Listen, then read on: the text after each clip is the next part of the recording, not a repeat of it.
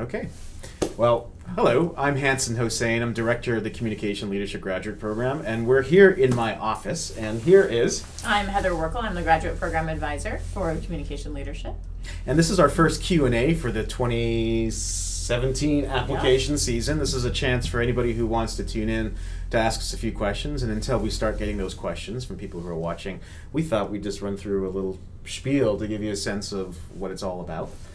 How do we want to do this, Heather? You have some ideas, right? One of the most common questions I get from students that are applying to the program is, how do I choose between the MCDM and the MCCN for our digital media degree and our communities and networks degree? Well, the quick answer for me is always you can never make a bad choice. They're both awesome, and they have enough overlap, but you have some specific guidance on that, right?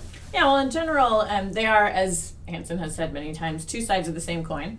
So you're getting some overlap, no matter which degree that you choose, but they each have a distinct emphasis. So the MCDM has an emphasis in content strategy, looking at emergent technologies and platforms, content distribution. That would be kind of the focus of the classes on that side. And then the MCCN is more looking at communication strategy, so organizational interpersonal dynamics, networks, community building, kind of that relationship side versus the technology side. Yeah, and we're proud of both degree emphases. I think we've tried to make them as relevant as possible to where communication is going right now. And there's a reason why our graduates are being hired as sort of vigorously as they are in either degree, because there's definitely still very much an emphasis on content in terms of how organizations are using that to reach and influence change, behavior, and acquisitions. And definitely, I consider our interpersonal relationships the currency of this new world. How do we leverage our communities and networks in ways to sort of come about with return on investment for organizations as they're thinking about how they engage populations and customer bases. I see we have several people that have joined us. Welcome today, and be sure to type your questions in the chat box, and as we see those come up, we'll respond to them. Yeah, just in case, we saw the numbers come up only a few minutes ago, so just in case you missed our introduction, I'm Hanson Hosein. I'm the director of the Communication Leadership Master's Program. This is Heather Werckle, who is our Graduate Program Advisor. She's the true fountain of knowledge in the program. So while we wait for those questions, Heather, what else did we want to discuss? We just mentioned the difference, the main difference between the two degrees, which is also listed on our website, so people can delve in a little deeper to that, and maybe take a look at the courses that we offer in both degrees to get a better sense of the distinctions. Yeah, I always recommend that as a really good way to help you choose which degree is the best fit for you, is to look at our courses page, read the descriptions that are MCDM electives versus MCCN electives, and usually you'll want to take more classes in one side than the other, and so that's how you can decide which degree to apply to. And what can we say about the application process right now? I mean, we've changed things in the last year or so, right? Made it easier and more fun. Yeah, we do not require the GRE. So some of you might have been looking at other graduate programs and being worried about taking that test. Nobody likes standardized tests, and we don't require it. So you don't need to worry about taking the GRE for our program. Another interesting element that we've added last year is our video. So students get to submit a video. And how did you find that in reviewing applications last year? Yeah, generally when we're looking at applications, and I'm involved in the application review process, is we always want to see the alignment between what you want as a student, as a professional, thinking about your career, and what we have to offer. And so your letter of intent is super important in terms of how you can connect the dots for us on that. But we also find that the video, now that we have that requirement, really gives us a better sense of who you are, how you express yourself, and how you sort of put those two together for us in a really concise way. So I really do appreciate seeing the video. As we have mentioned, the production values aren't super important. We don't necessarily need to have 3 lights and 4K video going. You can just use your webcam, but we have to at least understand what you're saying. So make sure that the audio is good, and make sure you keep to time. What's the time limit on the video again? 90 seconds. 90 seconds. So we will stop watching at 90 seconds. So please make sure that you do that. I see some questions coming across, Heather, so let's want to take on a few of them? Yeah, so Alex is asking us, one of the reasons I applied to MCDM and not MCCN was because of course selection. Can someone in the MCCN take MCDM courses that aren't track neutral? Great question, Alex. So yes, you can take up to 10 credits outside of your degree. So if you're an MCDM student, that means you can take up to 10 credits in the MCCN, which is basically 2 classes. You can also take within that 10 credits up to 5 outside of the department. So some people want to take a class from, say, the Foster School of Business or the Information School, the Human-Centered Human Computer Design and HCD. I never get that either. I don't remember the acronym. The HCD program. And so you have that option as well. Take 5 credits outside of the program, or take up to the 10 credits from the other degree. Yeah, and you have options while you're in the program to either at some point, if you decide that you are more of an MCCN person or vice versa, to switch at some point during the beginning of a quarter, or if you like both, you can actually do both degrees. Yes, you can do the dual degree. Yeah. Question from Liam. I was wondering how long the personal statement should be. There were no clear guidelines. I thought we did have a limitation on that. There are, once you create your application, so we have very general information on our website, but once you actually go in and create the online application, there are detailed prompts for each element. And so for the personal statement or letter of intent, kind of interchangeable terms there, it's 500 words or fewer. So we are asking you to be very concise. That also serves as somewhat of a writing sample for the program. So make sure that you're having it proofread, have people check it out, but it's 500 words or less. Great. Alex did respond to your response, basically saying, I feel silly for applying to MCDM last year. MCCN aligns much better with abilities and interests. I don't think there's anything silly about that. And it's worth noting that while the MCDM is the degree that we began with over a decade ago, and the MCCN is the newer degree, which we added just over 3 years ago. And so because of that, we actually admit more folks into the MCDM than to the MCCN. We generally try to keep 20 to 25 students in the MCCN and somewhere between 40 to 50 on the MCDM side. So in terms of probabilities and chances and cohort size, you have to take that into account as well when you're making your application, your decision about whether you do MCDM or MCCN.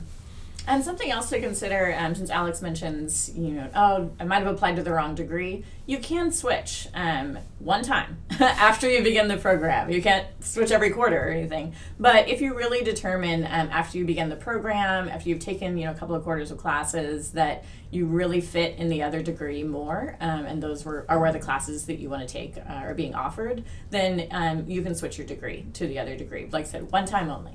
Okay. Feel free to keep asking questions. We got a few people watching, and in the meantime, let's go down Heather's list of topics here. Yeah, well, another common question I get is, what types of jobs do students get after this degree? What do people do with this degree? It's a really good question. I mean, I think what's happening right now, and I saw that Emily just posted a question, we'll get to that in a second, is that a lot of organizations are recognizing that communication has become something that's more central to their operations. It's not really the afterthought once a product is developed or they're thinking about, okay, now that we know who we are, we can start actually talking to our constituents. There's a real sense that communication has to be front and center within a lot of organizations. And so our students are getting hired in so many different ways. One of the hottest subject areas right now is content strategy. I was at Facebook headquarters in the Bay Area a couple of weeks ago. We met with their chief recruiter on that, and they're hot to trot in terms of hiring students from our program. They just hired 2 of our students from last year into full-time positions. And so there's a sense that content strategy, which is really the focus of the MCDM program, or at least the way we've done it, is one area that companies such as Facebook, Expedia, and a bunch of startups here in the Pacific Northwest are hiring.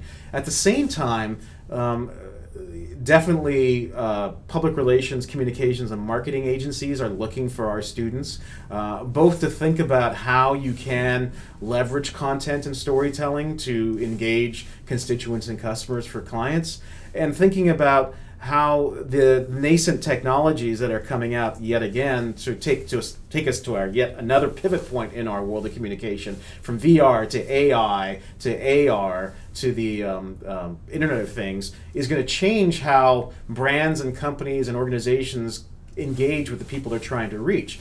That we are moving to maybe a world that's not as media-centric as it has been for the last 100 years.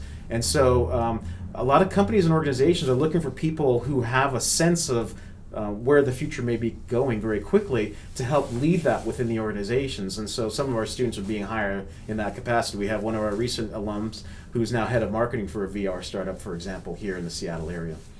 So a question from Emily. Emily from Minneapolis. That's great.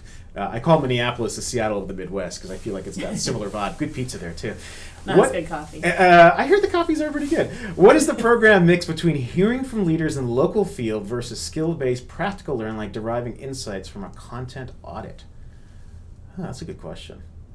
Well, I think I can answer that. I'm thinking specifically, again, of our content strategy curriculum, which we've been really bulking up on lately, that I think there's a real balance. We definitely, especially in our foundational classes, such as the one that Anita Verna-Crofts teaches in the fall, we want to get you into a big picture understanding of the change that is happening and how you as communication leaders can really help spearhead that within organizations. And so that really does require sort of a macro, not theoretical, but more of a vision or a perspective of what's going on. So that's where we like to have leaders and CEOs of organizations come in and really share their perspectives on that.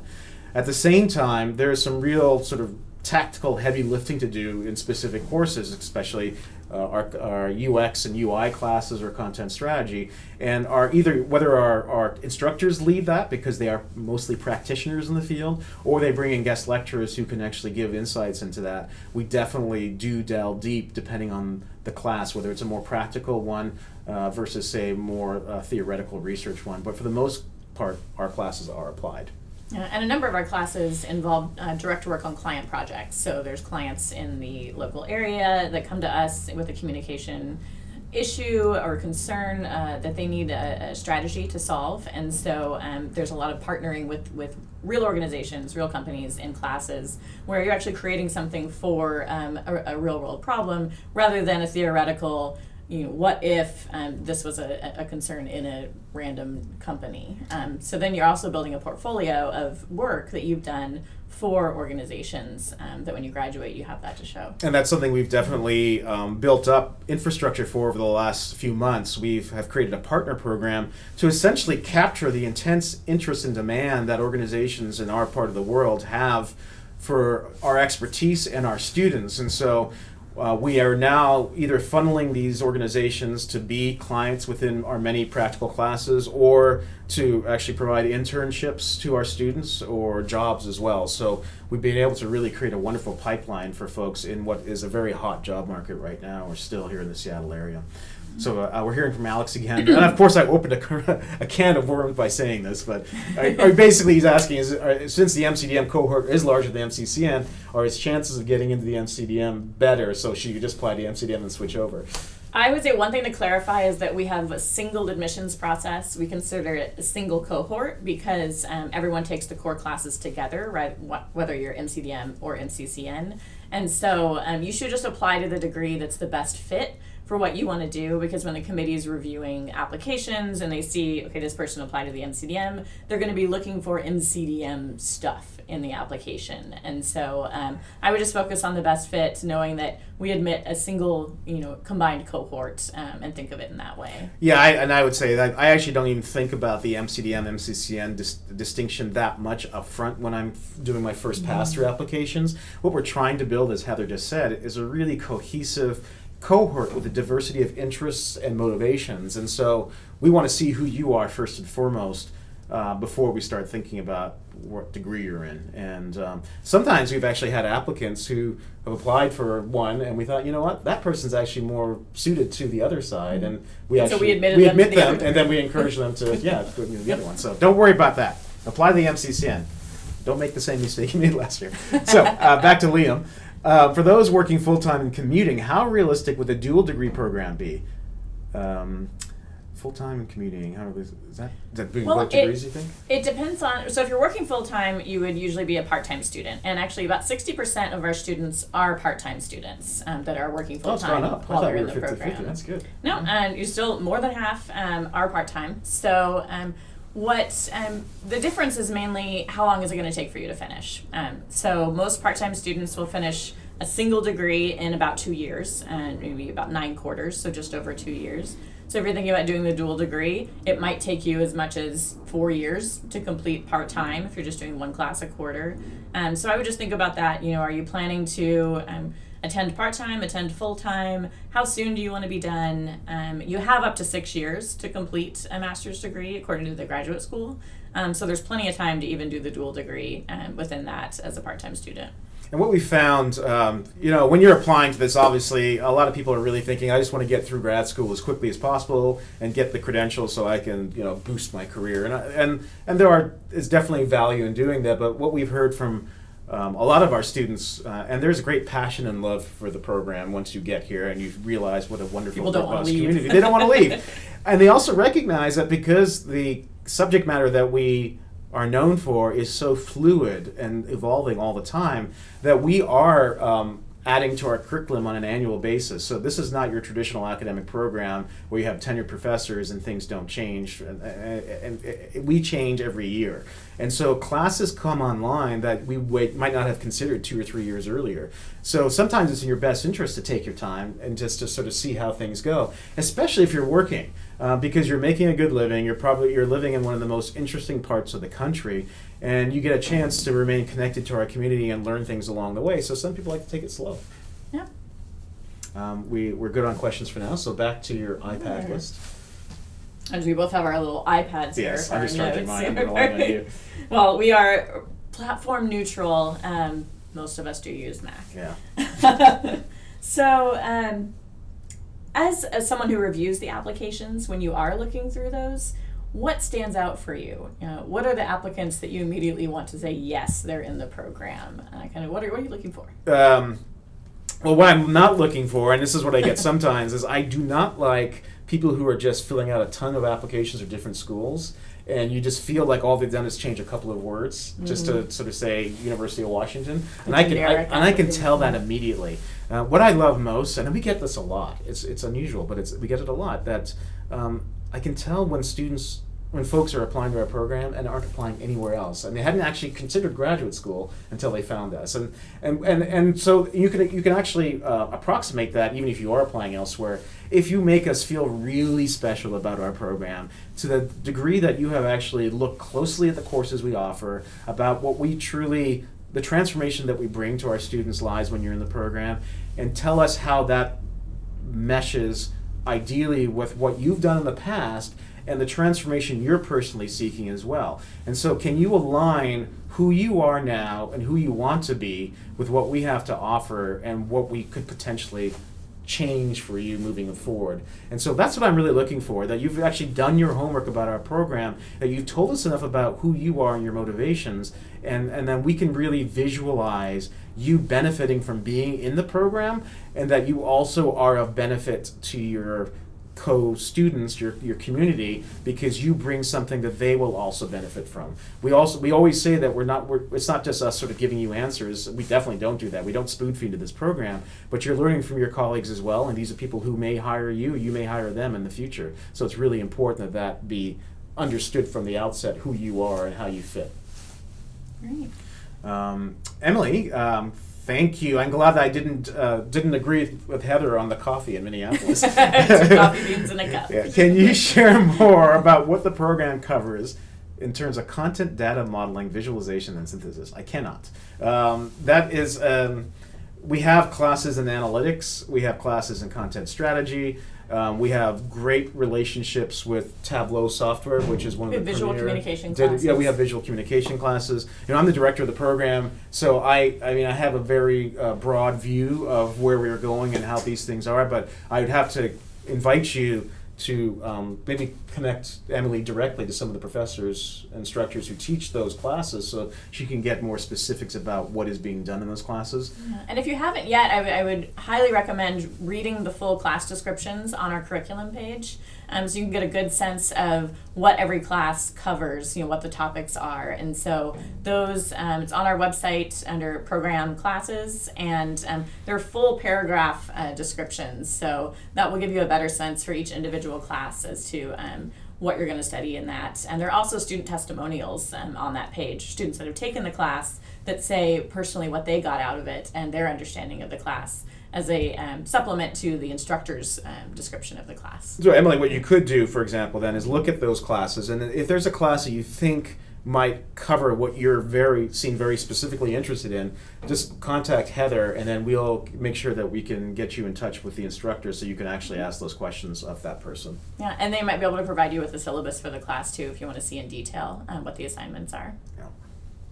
Oh, good. Yes, the UX class. Yeah. In fact, one of the things we did do this year for the first time is there's been great demand for user design in our program, and there's actually a nice little overlap occurring in industry right now between user design and content strategy. And content strategy has been around for decades and has been traditionally associated with text and writing on the web, and that's just been morphing like crazy over the last couple of years. And so now the two are actually coming together, and so we have somebody teaching a class that's hugely successful that's ending this fall that we'll be offering again on the confluence between the two. So we definitely see how those two are coming together, and we always sort of listen to our students as they tell us what they're seeing as well, and we may actually offer a class differently in the future based on what our students are looking for. Yeah, we've done a couple of alumni surveys where we asked students who graduated from the program what did they think should be offered based on their work in the industry since they graduated, and a few of our new classes have come about as a result of that alumni feedback. So we do, Hanson said, we're permanently beta, always changing things and always trying to find out, what are the cutting edge topics that industry wants, that our alumni want, that our students want. Yeah, and it's not about us trying to be, cool. It's really the fundamental approach that I have to the program is one of relevance and accountability. That if it is geared for folks who are thinking about their career in communication, that we have to make sure that we ride this crazy wave that's still going on in terms of all the changes that are happening, and that we make sure that we're also accountable to our students who are looking for an education that is going to that allows them to propel their careers in the right direction. And so we have to keep our ears to the ground, both in our conversations and relationships with industry and with leaders, as we are talking to our students and our alumni to figure out what this is all about. So it's been a very much it is a work in progress, but it's been a very successful work in progress, because even as we've tried to put our fingers on the map and the journey ahead, we've actually made some very good calls that have allowed us to assume a very good leadership program position in this region. That means that companies and organizations come to us for insights on this as well. Mm-hmm. Next. All right. You mentioned earlier the partner program that is brand new this year. Mm-hmm. You talk a little bit more about how that came about, yeah. And how that's helping our students. Yeah, basically, we are a self-sustaining tuition-based program. And we have deliberately tried to keep the cost of the program as low as possible to be as accessible as possible to our students. But the University of Washington is the public university, it's state funded, and so our tuition may be seen as a little bit higher than what other people might pay for other graduate programs at this university. We're actually a real huge bargain compared to our competitors anywhere else, maybe sometimes half as expensive. However, being that we are tuition based, our students, especially here in Washington State, aren't eligible for state funding, right? And so what we thought, we had a challenge, like how can we make our education, our program, even more accessible? At the same time, we were getting this incredible demand for our students even while they were in the program. And so could we put the two together? Could we say, well, if there's all that demand for our students, could we facilitate paid positions for them, or at least some kind of stipend that allows them to subsidize a bit of their time while they're in the program? Because there's all these organizations that want to do that. And so over the last year and a half, we've been thinking about creating this matchmaking program, essentially, that allows these organizations to come and fill out this form and say, this is what we do, this is what we're interested in, these are the skills that we need. And then we have 5 or 6 ways that they can be in partnership with our program, from being clients in the class, to being guest speakers, to hosting a First Friday event, networking for our students, to actually bringing on our students in a internship that we will actually pay a stipend for if they're not paying, because we've been doing a lot of fundraising around that. So the partner program is partly to make sure that you're getting access to potential employers as well as organizations that are out there on the front lines of what we do, but it's also hopefully a way for you to pay for some of the costs of the program at the same time. Yeah. One thing to clarify on that statement, while we don't have general department funding like some other programs might have as far as like TA or RA positions, our program is completely eligible for financial aid. So we have a lot of students that fill out the FAFSA, apply for financial aid, and you can use that towards the MCDM and MCCN programs. Nice comment from Alex in response to Emily. I've been excited about the gamification and Black Mirror ethics of technology courses. Yeah, we actually, for the fun, almost for the fun of it, I think we did it since last a couple quarters ago. That we had one of our scholarly faculty, Katie Pierce, offer an elective in Black Mirror. Yeah, and it was off the chart successful. It was obviously we were a little bit nervous about really focusing on pop culture to see how people were taking a graduate class in that television program, but we found that Black Mirror, in terms of this is a Netflix, it's actually a British program that's now on Netflix, truly digs deep into some really thorny questions about the technologies and platforms and approaches to communications that our program generally champions. And I think, actually, I don't know if anybody's watched the most recent season of Black Mirror. Just came out. And it was made just for Netflix, and I think it's got more of American content in it. It's kind of scary. It's sort of, this is the other world that we built, this other dimension, and some of it actually was reflected in the outcome of the 2016 election in terms of going too far with thinking that all of these technologies were going to save us, and there is a dark side to some of this as well. So, yeah. What's next? Well, we want to remind you too, like anyone watching, I know we've had about 3 people asking questions, but we have a lot more than that watching the feed. So be sure to ask your questions in the chat box. You have to log in with your Google account in order to do so if you were having trouble doing that.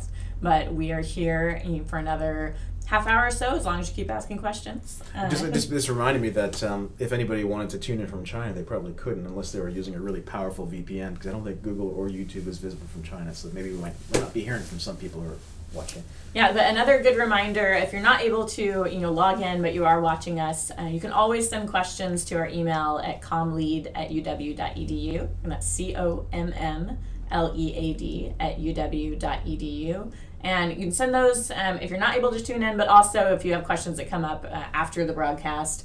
Always happens to me as soon as I leave a meeting. Oh, I forgot to ask this. So be sure to send those over email, and I will get back to you with those answers.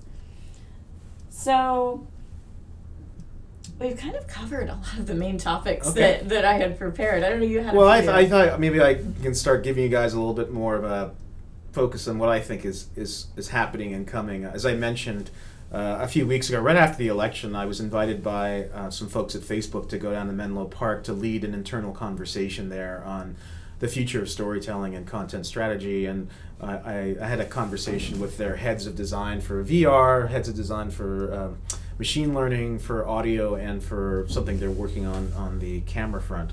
And there's a real recognition right now that we are truly going to be making a transition over the next few years away from what people say has been a very rectangle-centric approach to communication, and since the advent of the printing press and the book, to our mobile phones, to our computer screens, to our iPads, and watches, to things that aren't so rectangular, that the technology that the media that we have relied on starts to dissolve into our physical world with the sensors that will be monitoring our actions and our needs in real time as we're out there, and feeding back in some way to something that's embedded on our physical cells. And whether that would be through glasses, spectacles, something in our ears, it's going to be a lot less obtrusive. And I believe that maybe 5 or 10 years from now, when we're watching movies from this particular period of history,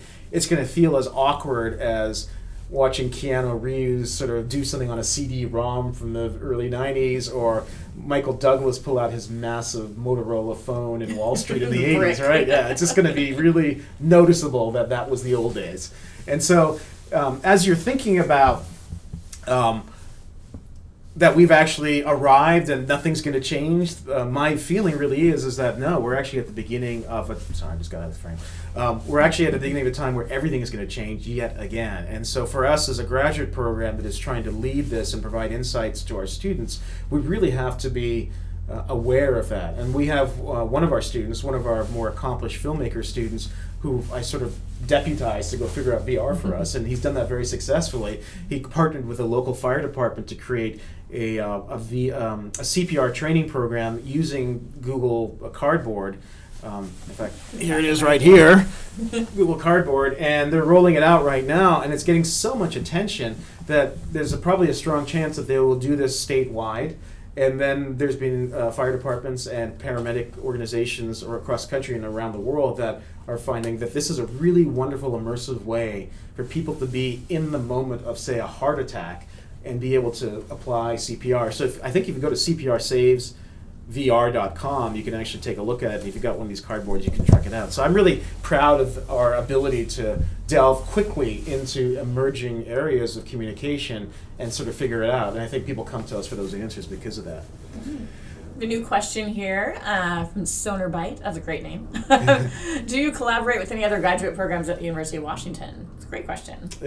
We do, but it's really very much on an as-needed basis. So we have students, once they get here, who say, yeah, I love the courses you offer, but I'm kind of interested in the HCDE, or I want to go to the iSchool and get that one particular class, or the business school, I should really get a class in accounting or something, or finance.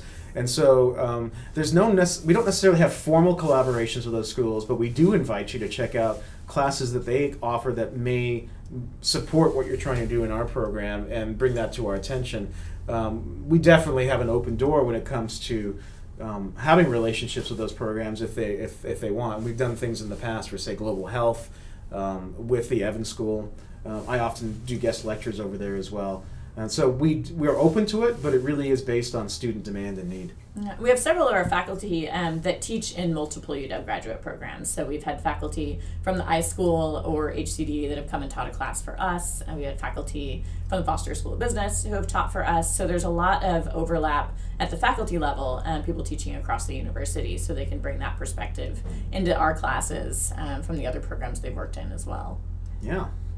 So I'm looking at my list, and I know you're done with yours. I actually had a question about, a lot of people are concerned if they don't have work experience, if they're coming fresh out of their bachelor's degree, is this program going to work for them? Mm-hmm. Should they work for a while before they come to the program? What's your perspective on that? Well, yeah, the program has historically was considered a mid-career program.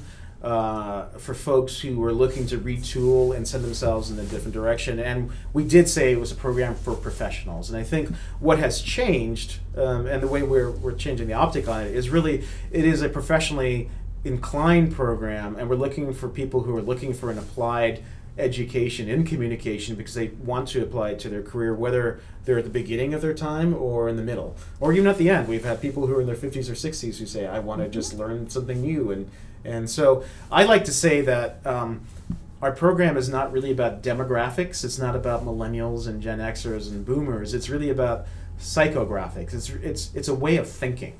And so if you're open to understanding that this is a time of change, and that a lot of the change and anxiety that we're seeing around the world is due to the technologies that focus on communication, then it doesn't matter how young or old you are, as long as you're willing to play in our sandbox. If you've done it on your own, whether in an internship, in a job, or just as a major hobby, we want to see how we can bring your individual awesomeness to our collective awesomeness, right? Is that a good way to answer that question? Yeah, that sounds great to me.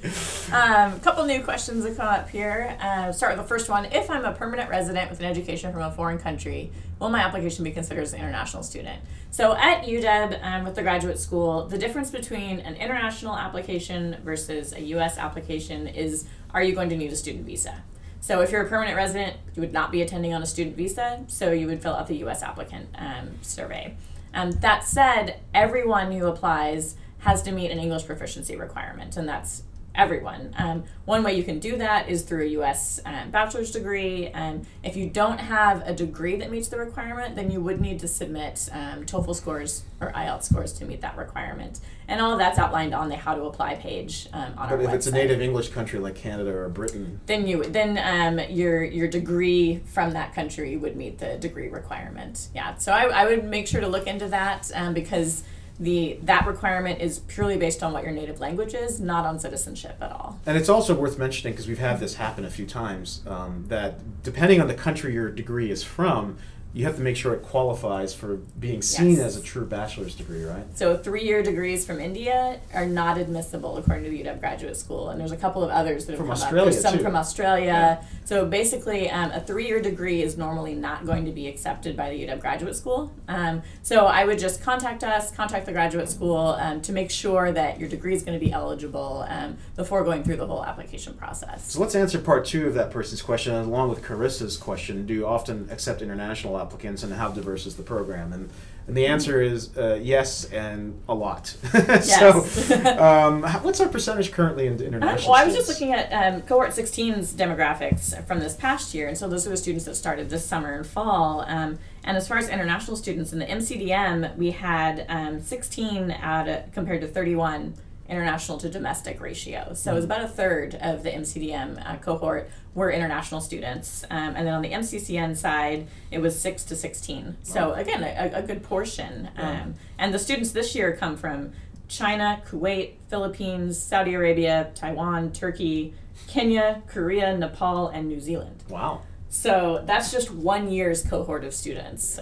So we're very internationally diverse. But it's worth mentioning, there's obviously a lot of demand from the international world for what we do.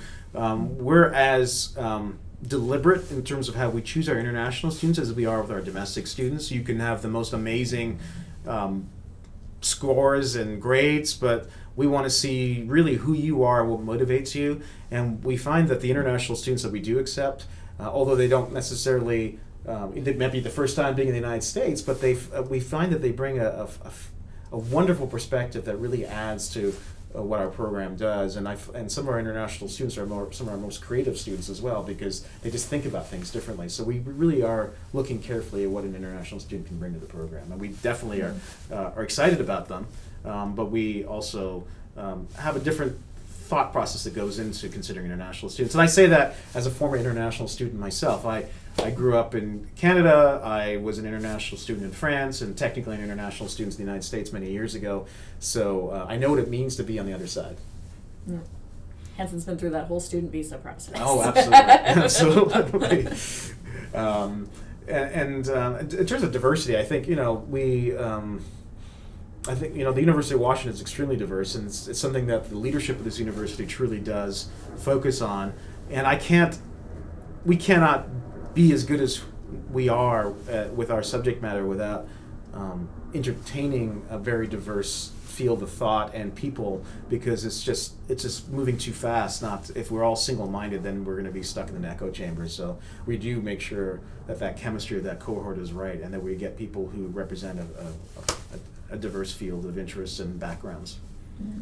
One thing, as with higher ed across the board right now, graduate school specifically, and humanities and social sciences, we do have a lot more women than men. So if you're a man watching this, considering applying, please lend to our gender diversity by putting your hat in the ring there. So there are more women than men, definitely more Washington residents in terms of our domestic students than the rest of the country, but we've had students from most states, Maine, Florida, Texas, California, all over the place. Well, I bet you most people who are tuning in right now are probably not from Seattle.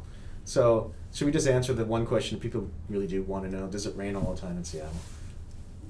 No. I've heard statistically it rains more in Houston, Texas than Seattle. Yeah, actually, statistically, I heard it rains more in London. He even said Los Angeles gets more rain technically than Seattle does. It rains more often, that's all. Yeah. And The so, reason for that is volume. Because Yeah, we get little yeah. sprinkles, Yeah, and that's the exactly. reason people say you can tell a local from a tourist, because locals don't use umbrellas. Yeah. Because you don't really need one. You just put your hood up, and it's raining so little that that's enough. I'm wearing two hoods wearing today. this hood right now. Everything I got is waterproof. So it might be a little gray, it might be a little drizzly, but that helps you focus on your studies. So I think it's a Absolutely. great place to go to That's graduate why it's so school. creative here. Yeah. Question from Alex. I've been creating a portfolio of the community and event organization work I've done at my current job, is it better to summarize that in the letter of intent, or should I send it separately? So basically, I think it's a good question because some students like to submit evidence of their portfolio. Yeah, and the way to do that, we don't accept an actual portfolio in the application. I would recommend on your resume that you submit, put a link to your online portfolio on your resume. And so that's the best way to provide that information. And since the letter of intent is 500 words or fewer, you might want to do that so that you actually have space in your letter of intent to talk about more of those big picture things and move the work to a resume link. Here's a question for your favorite user ID. I would like to get into film production in the Comm Lead program. Is that common? Also, I don't have much experience or equipment. Will that be a big challenge? You raised two interesting and important questions, and we get that a lot. First of all, we are not a journalism program. We are not a film school. We don't have prerequisites in terms of skills either for coming into the program. But we do have students who are journalists or who want to become journalists, and we do have students who are filmmakers or want to become filmmakers who find their way through the program to do that. And so we've had some very accomplished filmmakers who've come to the program and gotten even better. We have from folks who've had no filmmaking experience whatsoever and now have become independent sort of content creators and providers to companies and organizations around storytelling. But you're not going to go make a Hollywood movie being in our program. There are traditional film schools for that in California and New York. Our program is focused, especially if you're an MCDM, on really relevant, effective content and creating and storytelling, which may be in one iteration what you call film, although nobody actually shoots on film anymore. So you can get into film production. It would probably be more you'd be getting into content creation for a company or an agency, or maybe finding a VR startup here that wants your skills. If you're saying you want to actually get into film production and move down to Hollywood to do something, you're probably better suited somewhere else. But you will definitely understand the core of storytelling, especially as it's changing and morphing into something else. And video as a part of an overall content strategy would be more the focus. So if you're working on a company's outreach, it might involve video, it might involve web design, it might involve print, social media. So it would be one part of a larger strategy. And in terms of equipment, no, you're not expected to bring any equipment. I mean, you should probably have a laptop or some kind of mobile device that allows you to take notes and create sort of papers and stuff like that. But first of all, our department has a very well-stocked equipment room, and it's very much available to anybody who's a student in our program. So much so that even if you're working full-time and you need to make a video for your job that has nothing to do with any classes you're taking, you're allowed to actually sign out the cameras or whatever else to do that. As long as you're a student, you have complete access to that equipment. So it's wonderful, and we try to keep it up to date and repaired as much as possible. So 4K, SLRs, microphones, all those things that you need are there for you, which means you don't necessarily need to bring anything to the table. But while you are here, you can take advantage of a lot of student discounts to actually get something. And a lot of our students end up buying gear because they can justify it because they're using it so often. And we have labs that have all of the editing software you might need to use, so you don't need to purchase that or come with that. We have a Mac lab that has very high-end software that you can use that's open to students. Yeah, we deliberately tried to make our program as accessible as possible, both financially and as well from a prerequisites point of view. I think that diversity thing is so important to us that to say that everybody has to have this many years of video editing or understanding how to code or they need to bring a very expensive camera and laptop just doesn't really hold water, because the way that the world has changed is that you can have an 8-year-old sitting at home in his bedroom or her bedroom with a webcam making videos in a really low pro way that are reaching millions of people. And so we have to sort of play to that same dynamic as well and be as flexible as possible for what you're looking for.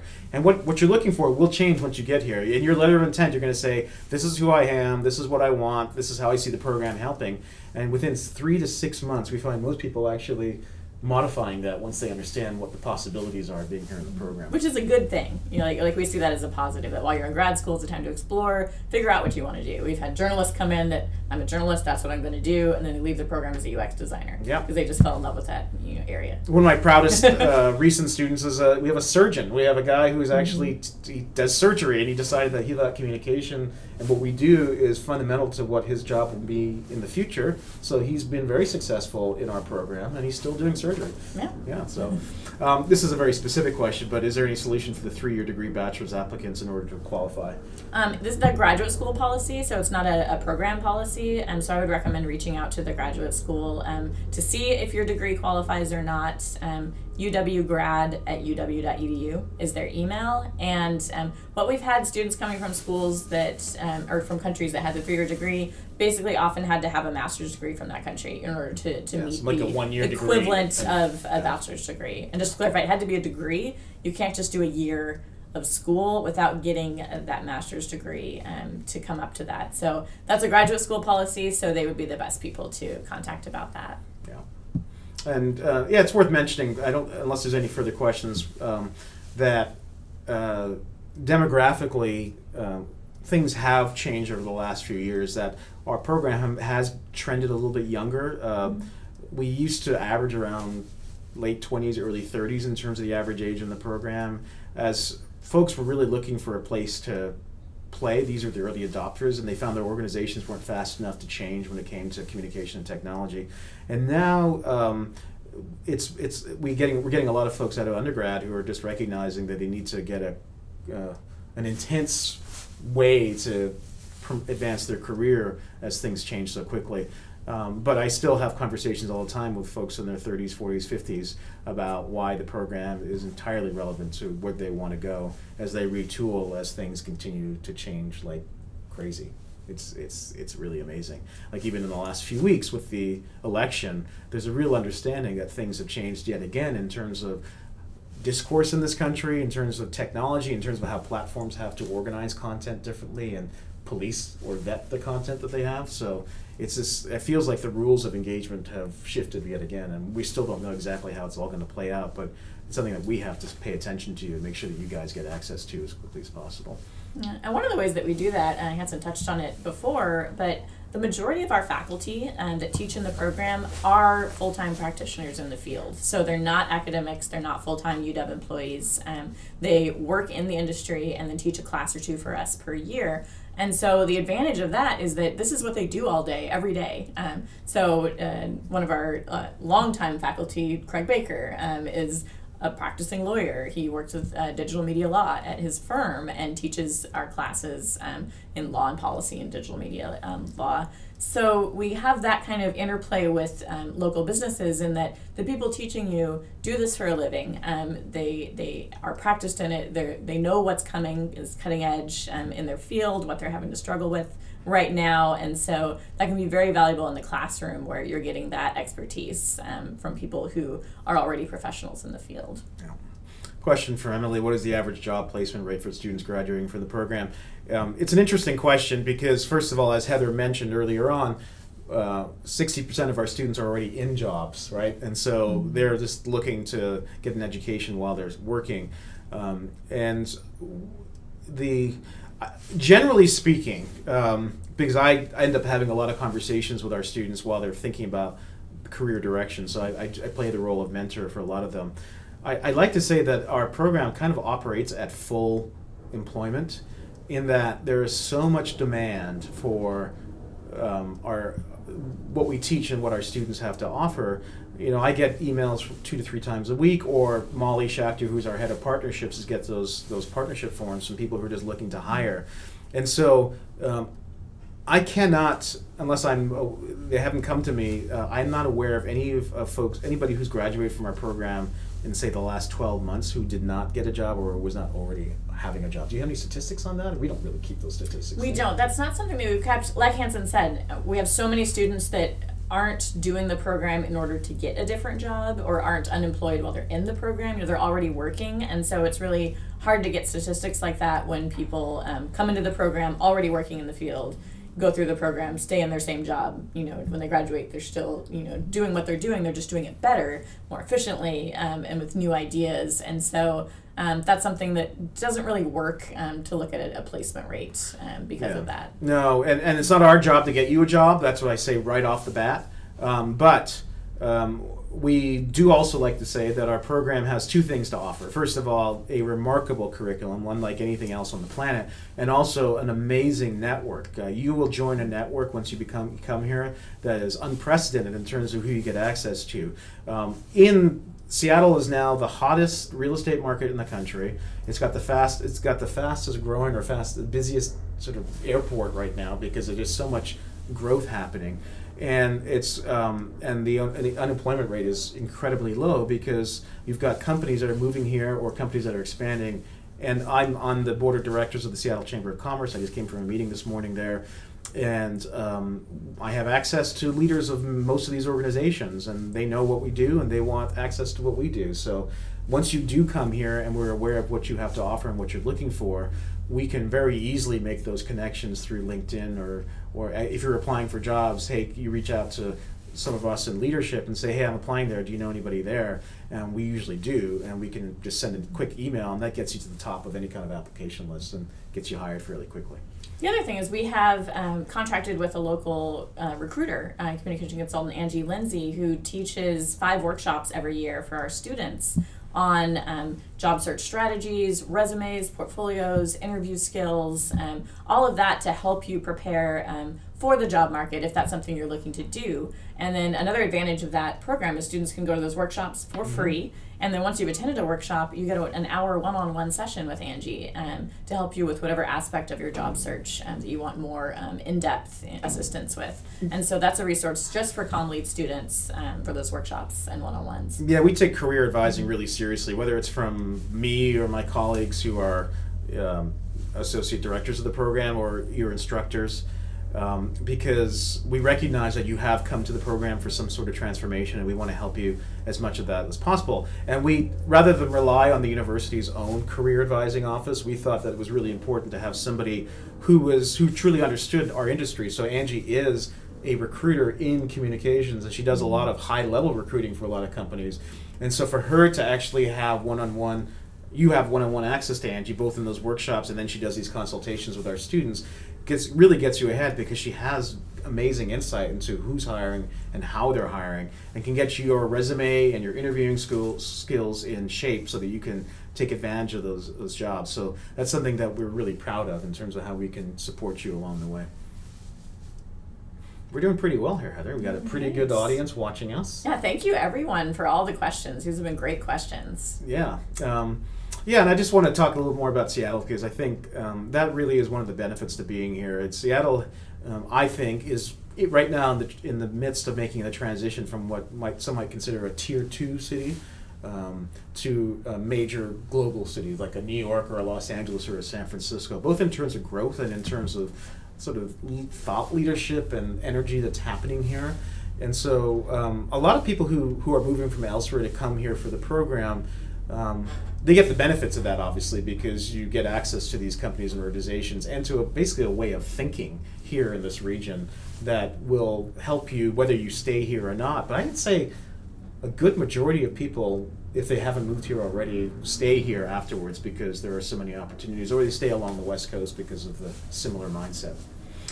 Speaking of which, if I need to relocate to Seattle to get the most out of this program, is there any assistance in getting settled, finding housing in the city from the university? It's a good question because housing is tight, right? Yeah, and there is actually. So there's 2 options that a lot of our students have taken advantage of. One, UW has graduate student housing, and we've had a number of students, especially international students, live in the graduate student housing. It's a great option because you have one bill. You don't have to worry about budgeting every separate bill out. Your rent, your utilities, everything is all combined, and cool. It's a competitive rate in that you're actually getting a good deal with the university housing, and you're with other graduate students. You don't have to worry about the freshmen having their late night parties when you have a project to work on. It's all graduate students in the grad student housing. So that's one option that you can use on campus, and some of it's a little bit off campus, like university-owned apartments. Also, there is the Associated Students of UW, ASUW, has a housing assistance site where they have different companies, property management that are looking to advertise their living options to students have been vetted through them, and so that's one way to find off-campus housing that's kind of a more safe, a more vetted way to do it than like just going on Craigslist. But you never know what you're going to get with some of that. You can find some great places on Craigslist, but especially if you're coming from out of town, that's a good option. And then I would say connecting with our current students through our Facebook groups, through social media. A lot of people have found roommates that way, where they live with a fellow student. We've had just students ask for advice on where should I live. You're coming to a new city, you don't know which neighborhoods are going to work out well as far as easy access to campus, being walkable, things like that. So reaching out to current students through social media is a great way to get help with that too. And if it isn't obvious from our website or how you've been doing your inquiries about what we have to offer, it's worth noting that we are technically an evening degree program. So all of our classes are in the evenings, usually starts around 6 p.m. and ends somewhere between 9 and 10. Or we have some classes on the weekends, which means that as you are living in Seattle or looking for work, that you can work during the day and take classes in the evening, or you have your days to yourself. So where you choose to live and how you choose to spend your time is a little more flexible that way. Thank you for answering all my questions. Will there be any more Q&A sessions after this one? Absolutely. We have 2 more Q&A sessions scheduled. Monday, December 12th is the next one, again from 12 to 1. And then we have a final one just 2 days before applications are due on January 30th from 12 to 1. So how do you know this off the top of your head? It's what I do. That's crazy. So 2 more opportunities to speak live, and we're going to have different faculty and staff at each of those. I will be at all 3, as Hanson said, being the fount of knowledge on many of these things. I believe December 12th is going to be Anita, Anita Verna-Cross. And it might be me again on the 30th, I can't remember. But the idea is, and you're welcome to join us yet again. It's okay to be a repeat asker. I think, especially as you're delving into the actual application, the idea is that we want to provide you with as much support as possible to give you as much clarity as you're filling out those applications. So. And always feel free to send questions by email, like I said, commlead@uw.edu. And the deadline's February 1st, and then we usually get answers out by early April, right? That's mid-March. Okay, is our goal. See, that's why I'm the guy. I actually look at the applications, but you know everything. I just look at it all depends on how many we get. So I just wanted to give you one last chance. We have a few minutes left. If there's anybody else who has any questions, your questions have been great. Hopefully we've given you some clarity in terms of what it means to apply to the program and encourage you to do so. We definitely want to get as broad-based an applicant pool as possible. And I think generally speaking, we're really careful about who we do admit to the program. But I don't remember ever turning away somebody who wasn't a strong applicant. I think we've always been able to find room for strong applicants. So don't let that deter you. I think it's really just important that we get the best sense of who you are and what you bring to us, and how what we bring to you is going to help you. So we look forward to getting those applications. It's quite hard going through the applications and making decisions on people's fates, but it's actually really interesting too, because it also gives us a sense of what's resonating for people with our program and what they're looking for professionally, and how we have to make sure that we can remain relevant to that particular application pool. And I would say, not being someone who makes decisions on the applications, but who's in all of those meetings, the admissions meetings, the majority of people who aren't getting into the program didn't do their research, don't know who we are, don't know what we do. Sometimes they just want to live in Seattle and apply to every program at UW in order to do that. And that comes across and is very obvious. So I would say, if you're here, if you're participating in this, if you're asking questions, learning about the program, it's more likely that you're not going to be one of those people. I mean, and low grades or inability to express themselves properly is sometimes the way that we look at things. Proofread your letters. Typos in a 500-word letter, not good. Have someone else look at it. Read it backwards. Use all those tricks to make sure that doesn't happen. So I think with 2 minutes to go, it looks like we've exhausted our questions and our watchers, but we had a good number of people watching, which is great. Yeah, thank you for joining us today. And you have a couple of other opportunities, as we said, to join us. And Alona, our colleague, who's our content strategist, just posted the email address if you just want to follow up by email and not have your question be publicly seen by everybody else. I think we're going to keep this, we're going to post this video for a while, so you can always come back and watch us yet again if you want to refer back to anything what we said.